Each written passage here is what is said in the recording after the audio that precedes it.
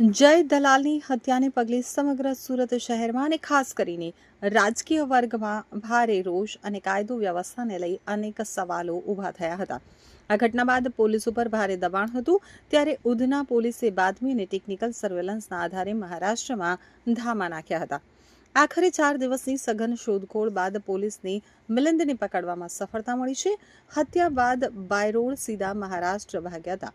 પોલીસની પ્રાથમિક તપાસમાં સામે આવ્યું છે કે ભાજપ કાર્યકર જય દલાલની હત્યાને અંજામ આપ્યા બાદ ત્રણેય આરોપીઓ સુરતથી ફરાર થવા માટે બાય રોડ વિકલ્પ પસંદ કર્યો. તેઓ કોઈની નજરમાં ન આવે અને સીસીટીવી કેમેરાથી બચતા સીધા મહારાષ્ટ્રના જલગાંવ પહોંચી ગયા હતા.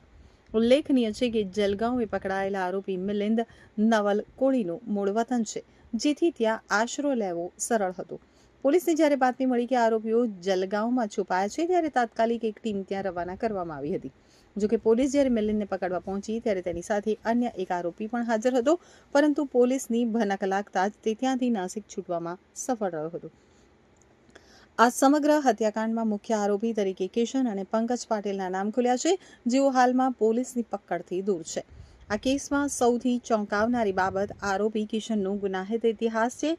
પોલીસ રેકોર્ડ મુજબ ફરાર આરોપી કિશન એક રીઢો અને માથાભારે ગુનેગાર છે. તેની ઉપર ભૂતકાળમાં મારામારી, ધાકધમકી સહિતના 18 જેટલા ગંભીર કેસો નોંધાયેલા છે. એટલું જ નહીં, કિશન વિરુદ્ધ અગાઉ પાસા હેઠળ કાર્યવાહી પણ કરવામાં આવી હતી. સૌથી આશ્ચર્યજનક વાત એ છે કે તાજેતરમાં જ તે પોતાની પાસાની સજા પૂરી કરી સુરત પરત ફર્યો હતો.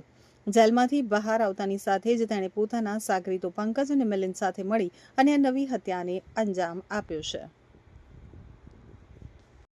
તારીખ 18 મેના રોજ ઉધના પોલીસ સ્ટેશનમાં એક ખૂન દાખલ થયેલું હતું. જે ભોગ બનનાર છે જય, એમને જે સામેના આરોપીઓ છે એ મિલિંદ નવલ કોળી, બીજા છે એક કિશન અને ત્રીજા આરોપી છે એ પંકજ પાટીલ છે. એ લોકોએ ભેગા થઈ અને એના ઉપર તીક્ષ્ણ હથિયારથી ઘા કર્યા હતા. હોસ્પિટલમાં ઇમિડિયેટલી એમને ટ્રાન્સફર કર્યા પછી ત્યાં એ મરણ ગયેલ હતા. એ લોકોને અંદર બધા પહેલાંથી એક મિત્રો હતા, પરંતુ પૈસાની લેવડ દેવડ અને અગાઉ જે 2025માં એક ગુનો દાખલ થયેલો હતો 325, એમાં ભીમનગરના જે રહીશો છે એમની સાથે એ લોકોને માથાકૂટ થઈ હતી અને ઝઘડા તકરાર થયા હતા, જેમાં સામસામે 325 અને 326 દાખલ થયેલી હતી.